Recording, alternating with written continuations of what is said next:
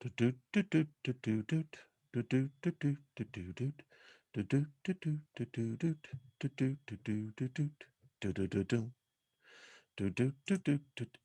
it says we're live, but I am not going to testify to which live we actually may be on. But yeah, folks, it's just can't seem to get the software to update. So we overcome every challenge, has a solution with it. And so we are agile, flexible, and yeah. So I'm not sure if Jen is, she may be a little bit late. So don't be too all worked out about that. Let's see. Are we live? I don't see a chat room. Ah, there is Jennifer. So we're going to bring her in right now. Um, Hi, Jennifer. Hi, we did it. We actually did it. So I'm actually using the meeting function of Zoom and not the webinar function. So anyway, that's when it's not going live here, the option shows up. It's only when we Okay, go live that the option doesn't show up. So Jennifer, how are you doing?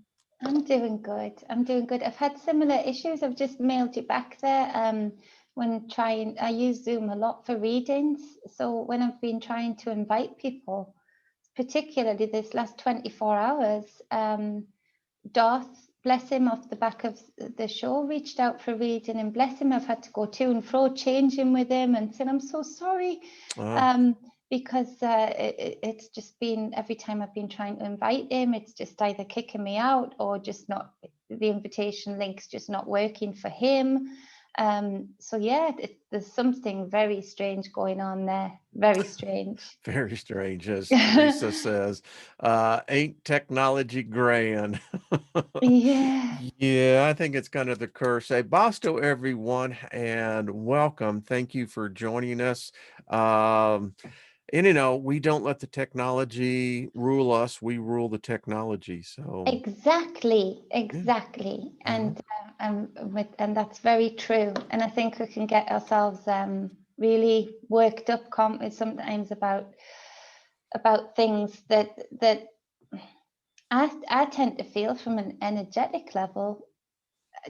I know I can make them worse, by getting wound up because of my energy, because of us all being energy, and these little babies in front of us being energy too, and using electricity just in very similar ways. I think I've witnessed it, that I can often break through small challenges with tech, by Mhm. centering and calming down again. And I've tested it out, gotten aggravated again just to see, and I've seen the response happen, on screen, or some technical issue coming up. Um, so yeah, I think we've just got to relax, and whatever's going on with it's going on. Well, I can tell you this. It's interesting how we as supposedly higher intelligent beings that actually have the bodies, how we identify now with the internet as a personification. Um, my wife and I make uh, light of the fact that when you start seeing what's happened in the times of ancient Greece and Rome, they had the oracles, the Yeah. Oracle of Delphi, and others. And why did they go to the Oracle? Because the Oracle had answers. Mhm. The Oracle could see into the other realms and see the potential futures. Today, humanity gives service, or I would actually say almost worship, to the greatest oracle. Um, we may have created it, but something else possessed it. You think about the search engine Google. Yeah. It now is the memory of us. Yeah, and don't you find that, what an interesting thing for you to say? and this is why I love how you say things, because the dangers in that is when the oracles, you know, if you look back to tribes that still exist today, outside of any reliance upon the technical issues that lots of people have been reporting upon, they're there. And even before they've left, the next generation has already been getting trained up. And because it's familial, there's a trust there that the familial trust, the grandparent like love that any oracle within any tribe would have naturally for the people that it serves, that they serve, is far safer to me because of that inherent emotional and physical and mental interlocking with the people that they serve, that they want the best, even down to the point where if you go right down to the brass knuckles of it all, of that, even to the point of they rely on the best being experienced by that village, i.e. food production, supplement production within that food, because they directly are impacted by that too. When we've experienced all this tech, which has given so many gifts, yes, but I it's agree. so open to dependability, whereas children amongst a physical person who they've grown up loving and respecting are constantly learning. The next generations are learning from that place of real collective prosperity, because everybody is much more directly reliant on another. The tech that we have, the oracle that we have, takes so many steps away from that, and without any face to it, without any endearing hugs to it, without any endearing care as that grandparent, that oracle gets old, we trust so much and we get complacent in that when we're not able to access it the way we used to be able to access it, instead of that person then having the next generation automatically already stepping in the tribe to take that space as they slowly step back from that space, we are in the blind, aren't we? We're wondering who's controlling it, who's managed to buy up this, who's managed. It's faceless. It is. But it's very much, it's not agendaless, and so, and it's very hard to dig back to that agenda. So where we have lost that locality in the tribe like mentality and the generation coming up, we have these faceless beings creating this technology to take the place of what we would have as a very loving face that we all grew up with and loved and adored and respected, yet they're only passing down that mantle to the very select few. And what agenda does this next generation of the very select few have?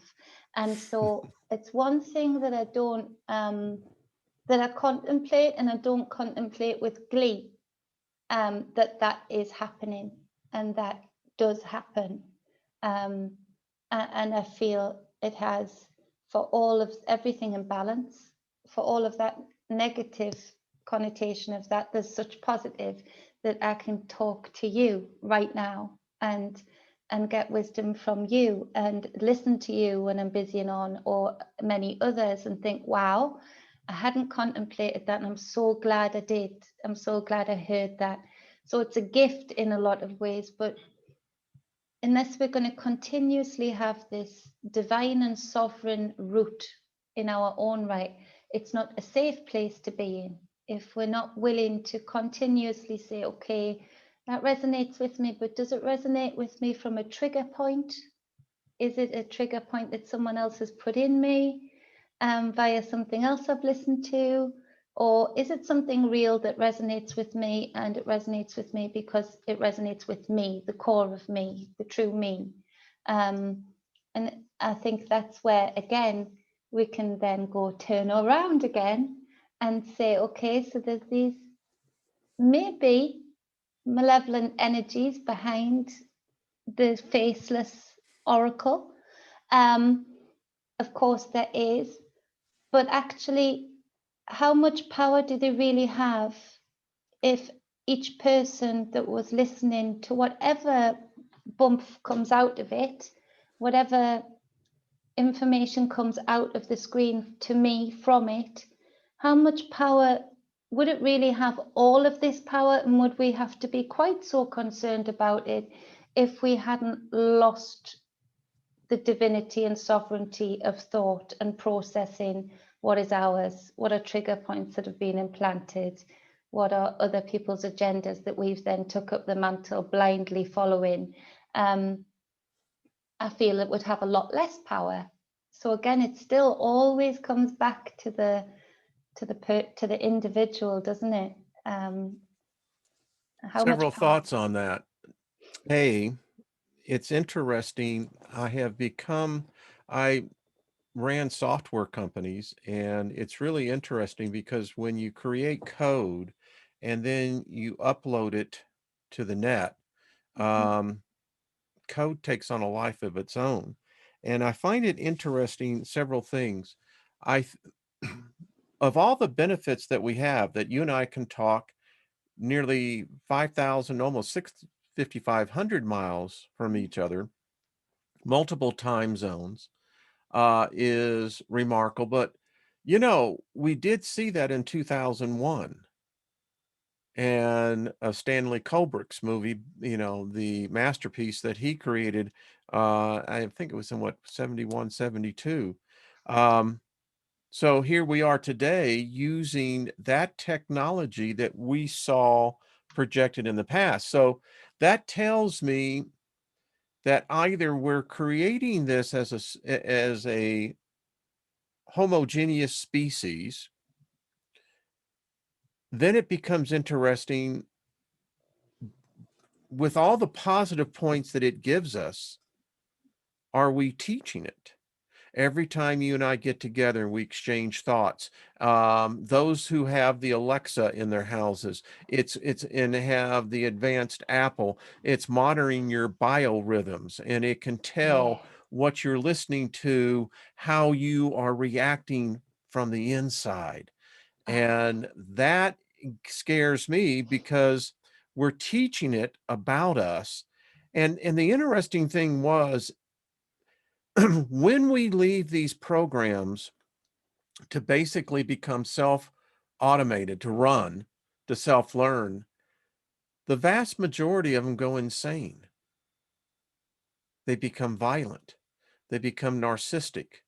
They become demented. Wow. This is artificial intelligence. So when you talk about the faceless ones, it is so deep because I don't know, does a spirit have a face? Wow. Again, for you, a couple of points come up from that. That's amazing, because I'm technically challenged. So blissfully so. I press That's not a bad thing. No, it's not. My brother's No. like you. He wrote his own code for Google too, where he was seconded there for a bit when he was very young, and he tries to explain things to me, and it just doesn't happen. I'm not wired like that. He tries, and he tells me that this laptop tells me what to do if I read it, and it doesn't. It speaks a completely different language, and I'm sure it chooses the language it wants to speak each and every time, because I swear it's not saying the same sentence even when I'm trying to do the same thing. So I have a lot of discussions with this laptop in private, that I might not want other people hearing half of the time. So, I get quite passionate with it sometimes, as passionate as I get in negativity. Isn't that interesting that the negativity is kind of almost, ignited? Yes. Yeah. And it's because I don't understand the workings of it. And I like to understand people. I like to understand spirituality. And I never, ever profess nor want to profess that I know, because I'm a Gemini. I don't ever really want to think about knowing it all, because I find the wanting to know out of the contemplation that I may do at any point in time quite boring. I like to discover, I like to dig in deeper, even into the same thoughts, to get different answers, different layers. But yeah, but the absolute lack of understanding of what is going on behind this screen, it does ignite a little bit of like laptop rage, road rage. That is odd to me, and I think, Yeah. where did that come from? Because I just nearly threw you out the window, you know? Where I did have that seen come from? people literally take laptops and throw it like a frisbee, you know. Oh yeah, that has happened. I mean, a couple of times my bed has caught it, and I was glad because it was my mum's laptop. And so a couple of times the bed has actually caught it in its fall. Thank goodness, because afterwards, once I namasteed it all, yeah, I wouldn't Thank have you. been happy. So yeah, thank you for that. But yeah, getting back to that point, in that it going crazy, and there's something that touched on that, in that it is a different being, in that, like you say, there's a movie way back when that you mentioned, that you don't know whether it's future, past, future. They're all layered up anyway. But the fact that this thing is learning, and the fact that they're putting that out there, and the fact that you will know how much further on ahead technology wise we are behind the scenes, in order for me to have this slimline laptop that can do so much more than I'll give it credit for, if it's in the right hands. You It's know, a tool. It's a it's a tool. tool. Yeah, it is. But my friend had something happen to her, and it was via Facebook, and she'd been feeling really low for months, really low. And then she got a questionnaire from Facebook itself to say, would you mind filling out this questionnaire? How have you been feeling over the last so many weeks? What emotions brought this up in you? And then at the end of it, it said, because she has the 5,000 followers, I think that's the maximum you can have on there. So they said, we selected people with high followings of people, and we've been using certain types of posts to invoke certain reactions. When she went back over her Facebook, she realized that it had been, puppies being abused, animal abuses, things that are very sad and emotionally provoking. Now, she rescues animals. So you wonder how much of her posts this AI had been able to read first, to say, okay, so she needs, for us to see if we can affect her mood, she needs to see animal abuse type videos and posts coming up. Yeah, was she a frequent user of Facebook? Yeah, very much Okay, so. yeah. Very much so. I did And a she, video on that yeah, about a year well, ago. she'd actually gone to the doctors during that time, and had gone on some medication for Oh, feeling so really? low.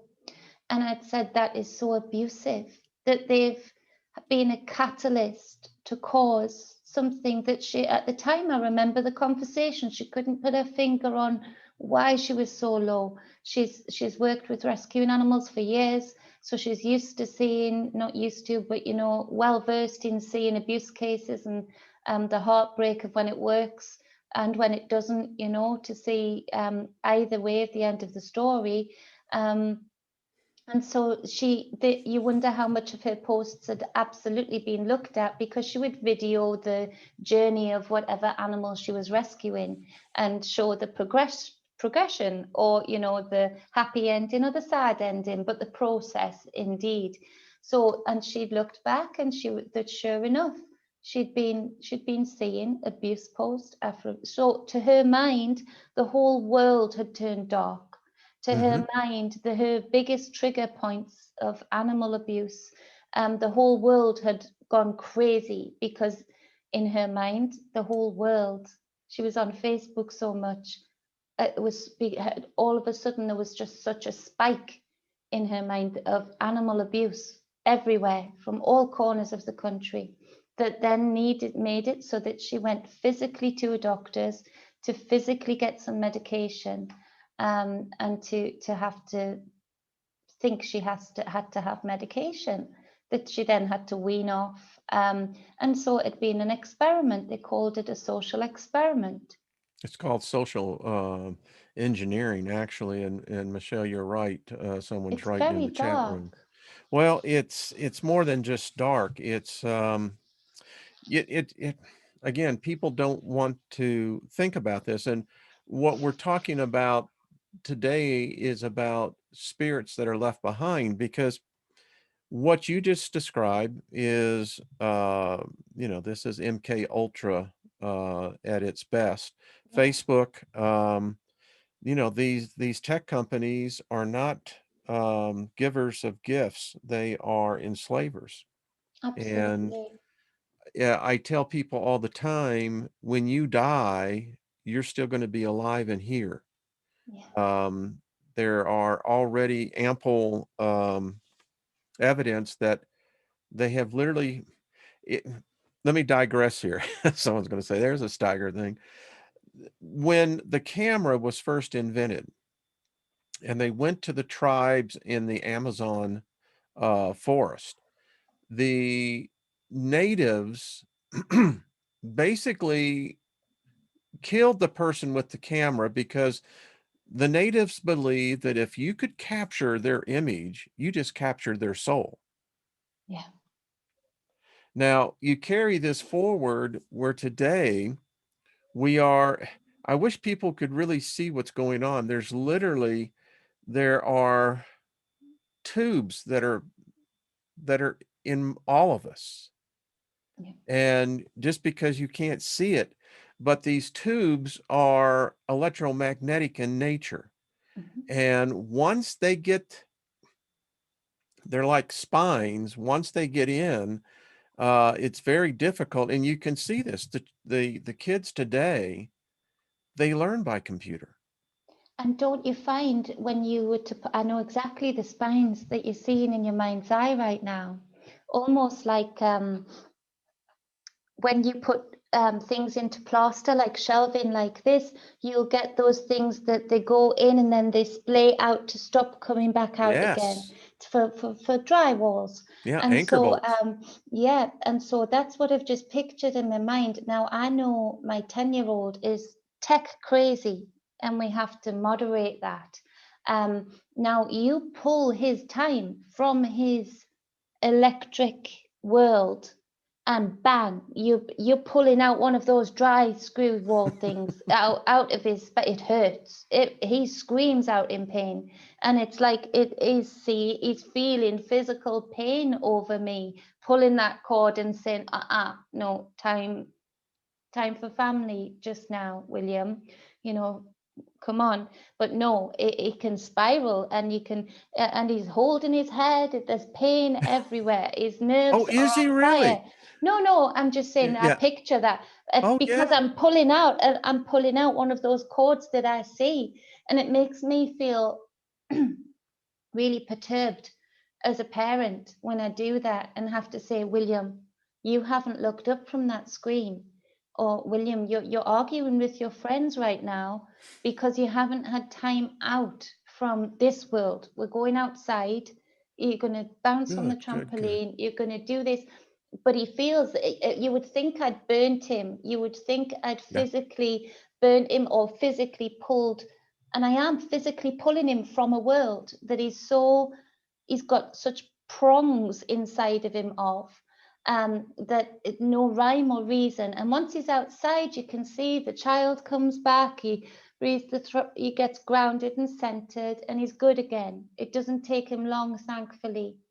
But you see how a lot of people are describing now as parents this addiction to tech, in that they're describing these behavioral meltdowns when they're having to do what I've just described, and what, as you described, pulling one of those cords that beforehand we were dealing with, just not just, but energetic cords, Yeah, sexual yeah. cords. But now we've got this extra layer that is so hardwired in. It's a crazy thought, Our actually. dear, It really is. our 2-year-old granddaughter has this strange uh, addiction. I call it addiction. She collects remote controls, and she'll steal them from other people's houses. And when they take them away from her, she tells them, "No, I need this. I need this." And it's very interesting to see because they raised her on technology. Most parents do today. They have the screen in the cribs, and it's this crazy blue light that our eyes aren't perceiving here. This is Mhm. a blue light that they have shown it's the same light required for hypnosis. Yeah. Yeah. And that stops you from getting into a deep sleep too. Oh, yes, it do. I've discussed this with William so much because he wants it on in the background, and when he's Mm. going to sleep, and I'm like, baby, you can't. No, You're no. not. You're saying you want to sleep to it. You physically cannot sleep to it. You can't sleep with it. You might close your eyes. You might feel like you have, but you will not be sleeping. Well, I will. No, you won't, William. And so, but I've taken plugs off William's things to go to the extent to where we won't sneak awake and put it back on. And have his volume really low, but it's almost like a comfort blanket to him. I'm It's just reading in strange. the chat room, people are agreeing with you that this is disturbing to hear you describe this because it Mm, happens everywhere. A lot of the millennials that I know, and even the Xers, they live with their iPhone on, you know, yeah. and the iPad. And this is my take on it. It was an invasion that we didn't resist. No, We no, we opened our didn't. arms to it, said, "Come on, baby." And we still do. And like you say, regarding the regarding the complacency, and that was the other thing I was going to bring up, sorry. Regarding the and then I'll get back to the topic that you mentioned, but regarding the reaction of the code going crazy. To me, that makes sense to something my daughter Abigail was discussing with me either this morning or yesterday. And she's a horse whisperer. She's fantastic at animals and listening to what animals need. But she was so she's always researching different things. And we were talking about perceptions and what we perceive and what we jump on. And she'd given herself a bit of a shake because she very much had advocated, and she's only 20, she's still very young. And so she'd said, "I've given my head a wobble, Mum." And I said, "What about?" And she'd said, "Well, I advocate for this and that." And she'd said, I totally got washed away with the protect the bull breed thing." And I'd said, "Okay." And she said, "Well, I still stand by the fact it is just like any child, it's the carer of the animal that has the biggest impact." She'd said, "There are too many things to ignore that would say, for whatever reason, the bull breed and most dogs don't show their true nature and maturity till after 2. And she'd said the difference is, I was just so eager to be on this train of protect the bull breed. It's all about the carer." And she said, "But it's not, because of the power they've got behind them. It is a very different scenario till taking a chance on a small dog or a dog that is much bigger but hasn't got the pressure bite point she was describing, and the particular action that they make when they do bite down, and pain threshold, that actually even if you hurt them when they do attack, the adrenaline is much quicker to get there and long lasting than a lot of other breeds. So they're very hard to stop unless you have a gun to hand or anything like that. And she'd said, I realized, you know, that the guy who actually started off Protect the Bull breed was a guy who was a big dog fighter. And so he had an agenda who it served him to protect the fact that we didn't sterilize bull breeds and that they were still encouraged that we had them.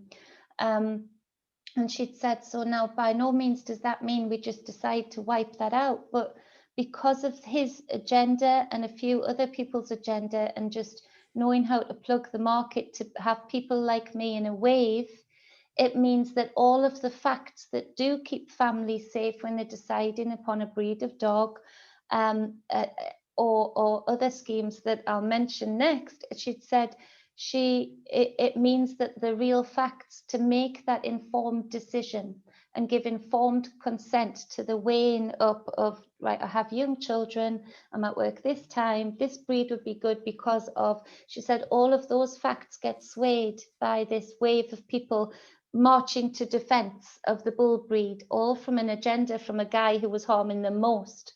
And so she brought that up. And then she had said, because what came of it from their mum was that they had a scheme that they've had to discontinue now in America, where they were particularly finding that veterans that had been injured or had PTSD or both, obviously still had the very strong military energy, so that they thought they would be really well suited to bull breeds. And so and it gives a lot of surplus bull breeds that are now without homes, a safe place to be, where they have the authority figure of that strong energy, and it'll help with the PTSD. And they realized that the animals, this particular breed, was picking up and absorbing, just like we were mentioning with the computer, the energy of the person, the veteran that they were with, who had PTSD, and over a very short period of time started to get triggered. Instead of helping the person with PTSD, got affected by having PTSD themselves, these dogs. And of course, when they were attacking, it wasn't the same as just another dog breed attacking. It was very brutal, very strong. And so for some reason, they were absorbing that too, instead of them equalizing each other out. And so I had a much better point to get to with that. Yeah, but I'm a little lost here, but I'm trying. It's the absorption of, I think, where the triggered We're not advocating mentality. a breed, by the way. No, we're not. Yeah, Absolutely not. yeah, It was a not advocating. That's what Abby was saying, in that we get swept away with all of the good in things, because I think humans in general want to be excited and happy and good and find solutions. Computers and the internet give us so much of that, but because it's faceless, we forget why there was safety things in place. We forget why there was barriers in place. And now that this code is, like you say, has the ability to go crazy, for want of a better word, and have maybe a breakdown, for want of a better word, you wonder how much now we are balancing that out in each other, like these dogs and these veterans, as in, instead of calming the nerves or calming society, is it aggravating the worst conditions? Because if we are relying so much on this AI that can very easily, as you described, have a PTSD type of meltdown, then how much of are the meltdowns actually ours, or the codes, and how much then, which side of it is it coming from, and where do we decide how to stop that now? Because I don't think you can stop it. Yeah, It's integrated into the machine, us. And, I think just by the way, I just want to say, David Castle, it's good to see you, my friend. We are so glad that you are back with us. Teresa, also card decks. She's needing some selfies.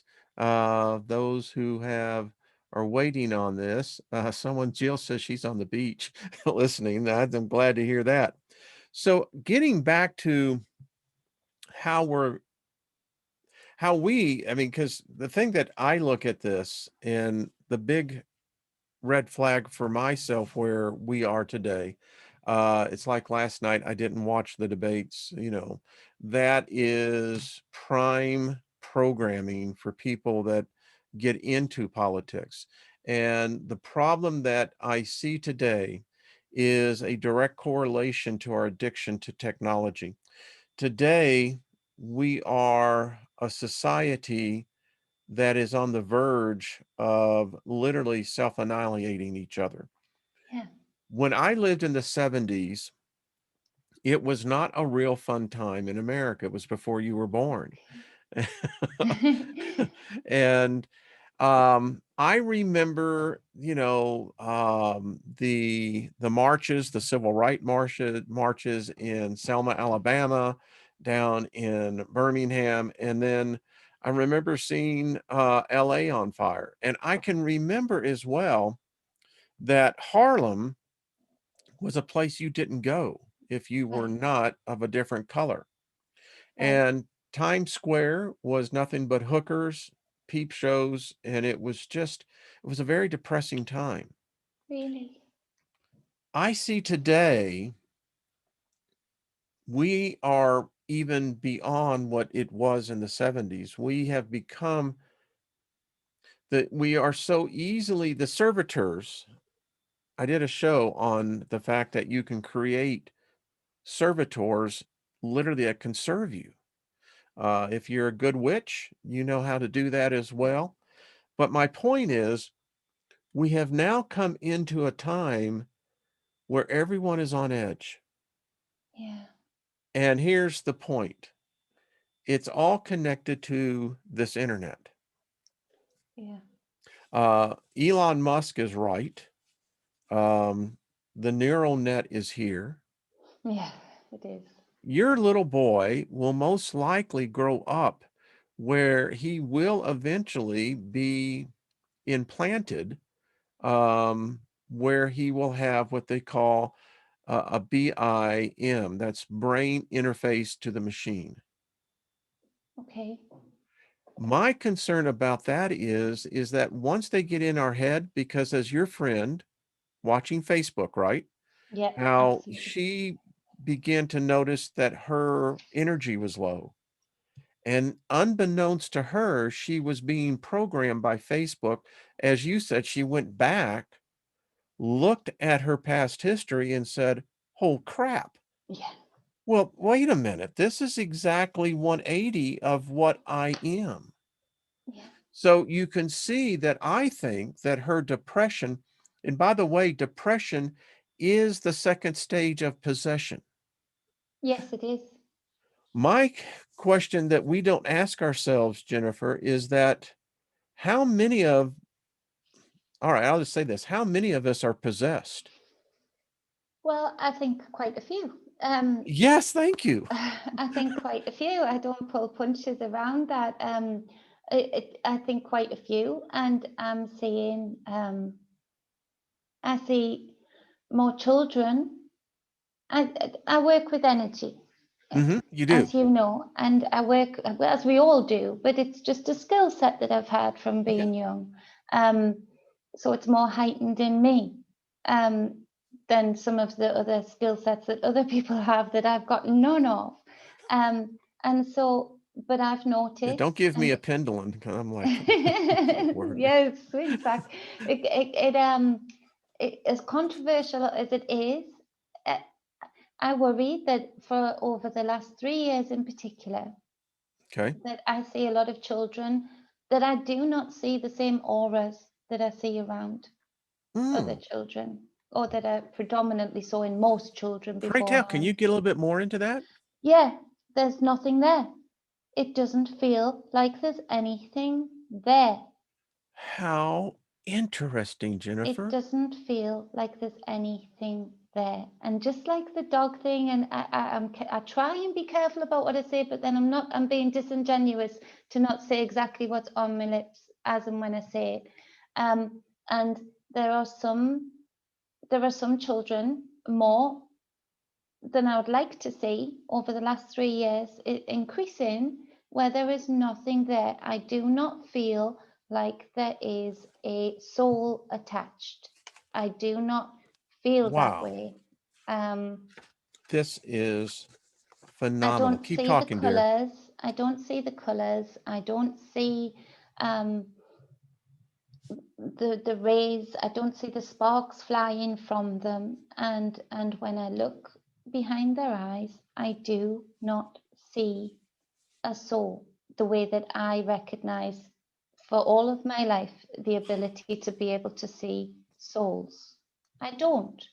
And I would love to hook these children up to some kind of monitor to monitor it for other people to see what I'm not seeing, to see some kind of huge sways in colours on and to see the electromagnetism. Now I know there's electromagnetism coming from them, but for every other electromagnetic being, I see evidence of that. I can feel evidence of that. I always have been able to, and I do not. And I could see some adults like that, of course.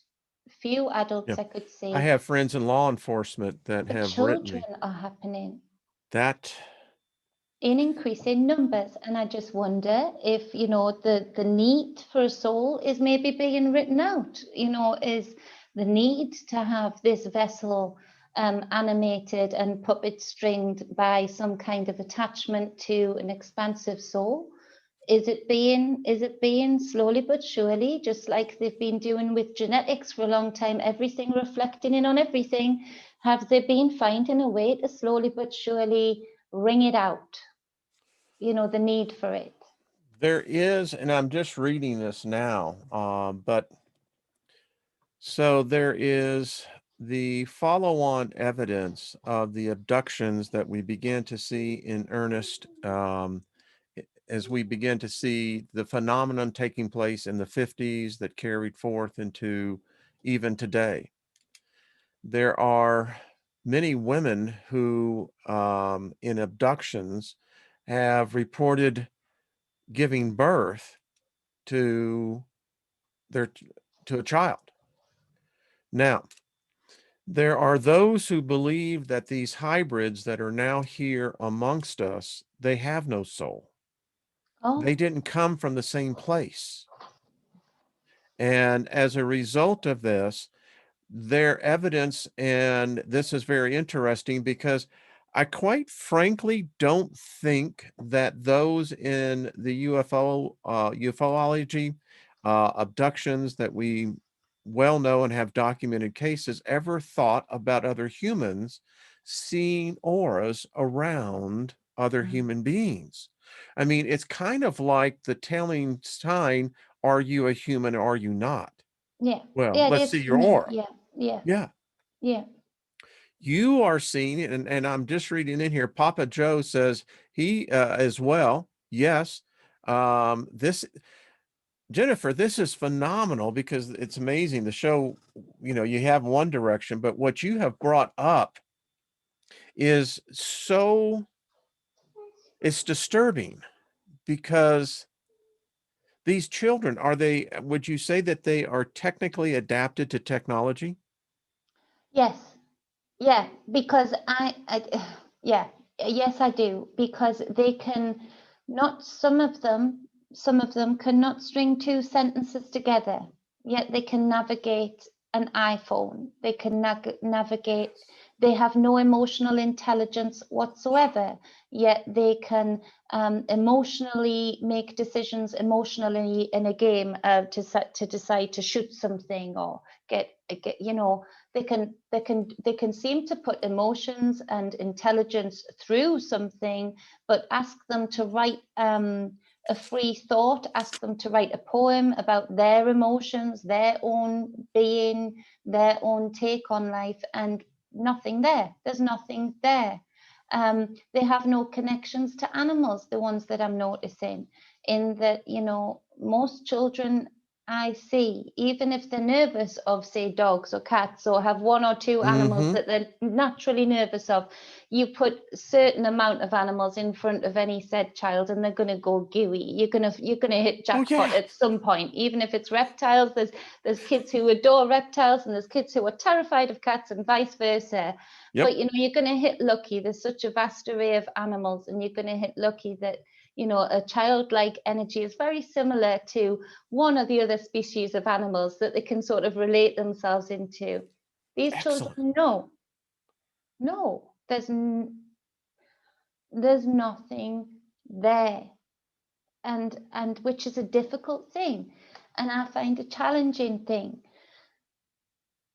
Because I'm just reading what the chat room is saying. People because to me that is a very and this is, sorry, because I do go off in different directions. That's but all right. To me, this is a very, very clever weapon potentially against human race, because who can look at a child in a child's body, just like, you know, how people say they knew it wasn't a nice energy, but they heard a child's voice. Or they heard a voice saying, "Mommy, help me, Daddy, help me, please help me," but they knew the energy felt so dark. To me, that's a trick in a lot of cases. But, you know, what more of a trick than to see that, you know, we have these children playing amongst other children. We have them not having the same reactions. Yet as adults, we are still keyed in to want to serve and protect any child that we see that looks like this physically, you know. It's a very strategic way of getting away with a lot of stuff. Well, it's the classic, you know, children of the damned. That, in fact, it's very interesting that we're even talking about this, because it was on Turner Classics, the original, and the whole premise was that these children, say whatever you want, how they came about, they didn't have the same soul that we do. No. And that was the premise of the movie, that the children themselves could communicate telepathically because they, through genetics, were superior to us. Right. And now here we have, you see, my mind goes and says, now, wait a minute. This is a perfect invasion, next level. Yeah. We have hybrids that are now walking among us, and I want to get more into the research even after this is done. I'll send you an email. Oh, I have a professor that I know would love to pick up on this. This is in a lot of the universities now, this type of research is becoming very interesting. And the reason why, and you said something that really sparked into my psyche, was that there's no way to detect. And I went, how interesting. No way to detect. What if we were to begin to find out 30, 40, 50% of all souls being born in the last 30 years were not us? Well, that makes a lot of sense to me also, because, and I'm excited for whatever you send over. I'll digest anything like that as well, because it's a relief to say it out loud. You know, I speak to people that I know can take it in private over the years. And my mum's gotten used to being able to take me, you When know, they don't over get the up and years. walk away going, Yeah, oh, Jenny, okay, all right. She's on one of those days, you know. And my mum, as I say, has gotten very good either rolling the eyebrows or saying, she's right. And Well, so isn't that what moms do, though? exactly. But Exactly.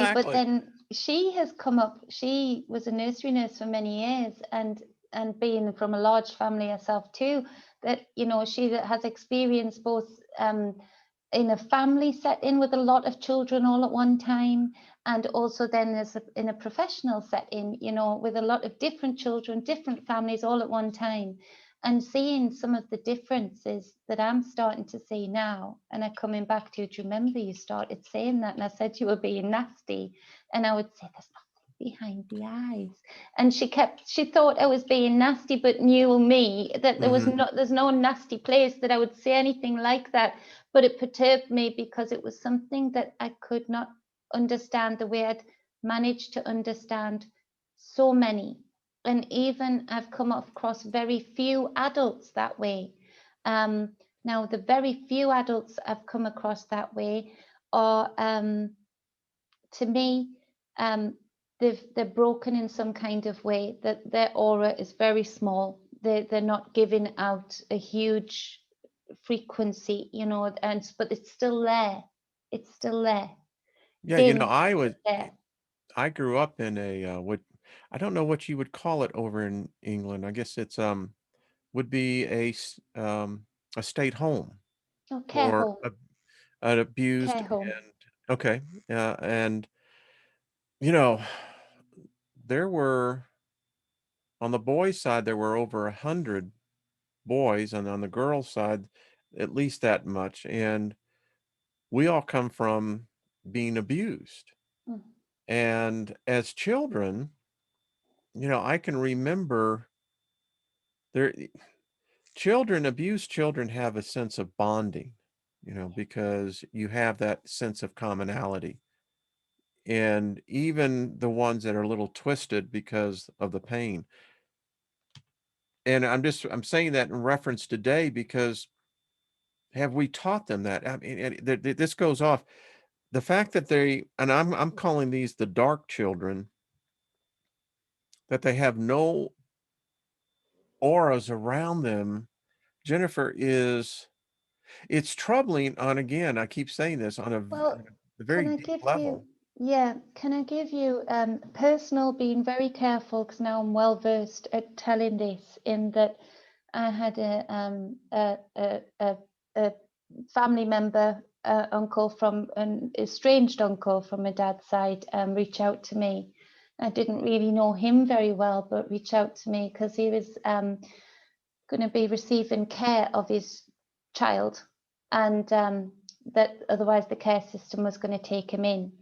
Now, cutting a very long story short, because the care system over here isn't good, and it was set It's up not a for shining star over here either. no, it was set up for malevolence and still aids malevolence. Yep. And so, but staying out of that part of it for another time, I got in receipt of this little boy, who immediately I set to work. You know, he was very, very overweight, which was making him physically uncomfortable. It was part of the abuse.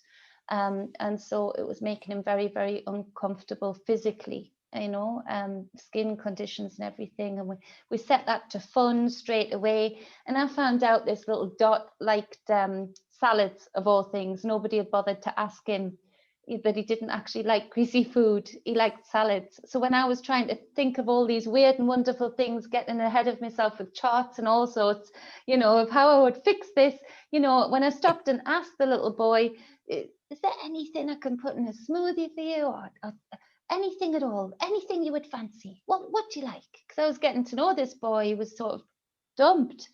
And so it was like, I love a salad.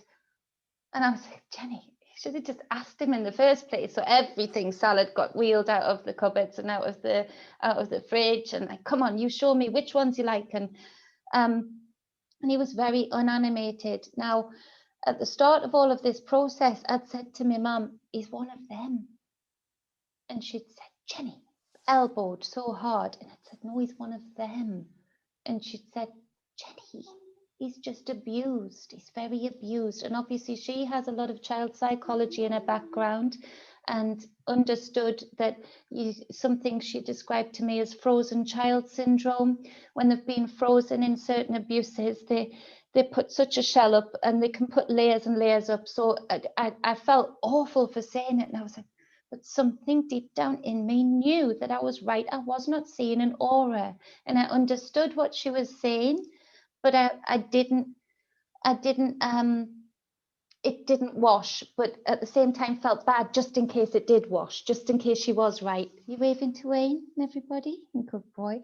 So so yeah, so I went with it, and she described this frozen child thing, which broke my heart. And so this little boy, very unanimated, yet he could get on an iPhone, and he arrived. No clothes that fit, no nothing, but he had an iPhone, a PlayStation, an Xbox, a pad, and a laptop. And I said, is this the priority here? And so, of course, I wasn't comfortable with the certain things like the phone, and social services said, oh, no, let him keep it, otherwise he'll kick off. And I said, not in this house, he won't. I'll tell him not to. You know, but they said, you know, let him keep things. And I'd said for a few weeks, and then it's my rules, or no, you know, my rules. And so this went on for a little while, and this little boy was giving me such an awful feeling, and I went through such guilt, because I thought, I know abuse, I know this frozen child. And by this point, I'd started reading up on everything that I could, and thinking, Jenny, this is not like you. You should have such empathy here. But I was nervous of this boy. And obviously not wanting this boy to pick this up from me at all. Trying to transmute this as quickly as possible. And one day I just went into the room and said, give me the phone. No, give me the phone. No. Long story short, it turned out that that little boy was heading up a big ring. Whoa. He was going after children, poised. A big Liverpool gang got sent to prison because of it. He was going out as a little assassin, and he was getting the addresses, the ages, whether they walked home alone or not, and it turned into a huge big case spanning miles. Now, What? yeah, no word of an exaggeration. And so at that point, I'd said to my mum, I told you. And it turned out that he had no empathy. There was no empathy. We went through police counselling, we went through police interviews. At that point, the police saying my children were in danger through this, so we had to start to transition to get him to be given to his father.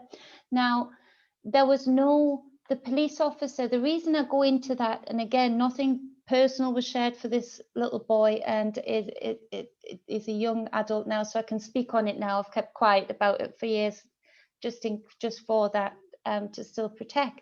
But the reason I say that is because these police officers were so perturbed by this, because they'd interviewed, they had a special team just for that, you know, of children that were affected, and they were so perturbed by them not even after all of the clever counselling that they know how to do, and not being in police clothes, and all of the tricks and traits of how to get some empathy from this little boy, some understanding from this little boy, failed. And so much so that it really perturbed one of these officers, that she started to cry, because me and her had to video it, from me as his guardian, video it while he was in with the counsellor stroke police officer. And she had to take notes furiously, as well as have the video evidence, you know, in real time. Right. And she became so perturbed by the fact that she wasn't feeling empathy towards this boy, because of the cold and calculated way that he was describing it. And there was just zero understanding.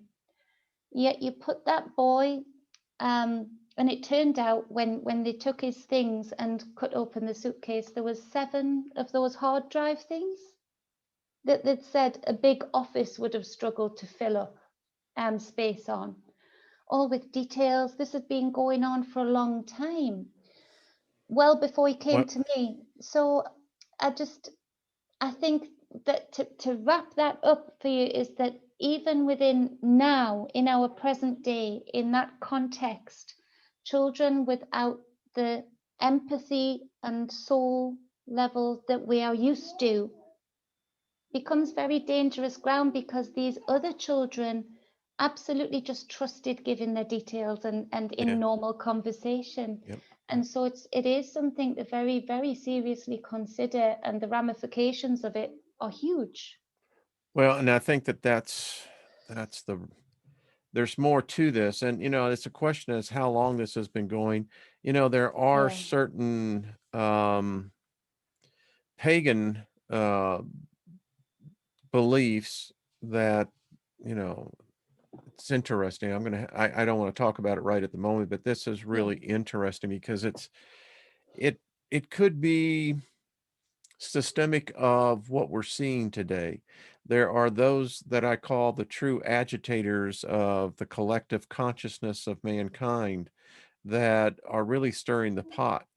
And then there's this huge silent majority that's not speaking at all. yeah.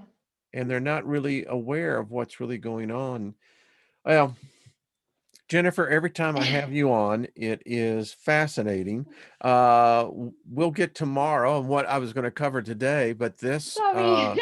no, It no, I went mean, totally round the dog. that is the beauty of the format is that this was important It and is. It's it's something for huge. people to be aware of. It is. And as far as past lives, I think this thing in front of me now has many of my past lives already in it before I've transitioned anywhere. Yeah, I've been many me's that could be brought up on this thing for all eyes to see, you know, right now, yeah, that aren't me at all anymore, but they're there, like you yeah. say, lasting. So We're going to talk more about this. yeah, Big absolutely. Al, I'm trying to see, what did you just say, brother? Please invoke that myself and Perry keep our southern route. AI is trying to change our lane. Well, all right, we're just going to collectively say that ain't happening. You're Stay in going to your keep lane, that route. Al. You and Perry and and Jennifer, there's that thing with the cards. So Al, we're going to believe that, and I expect to see. Yeah, Someone said this is really heavy.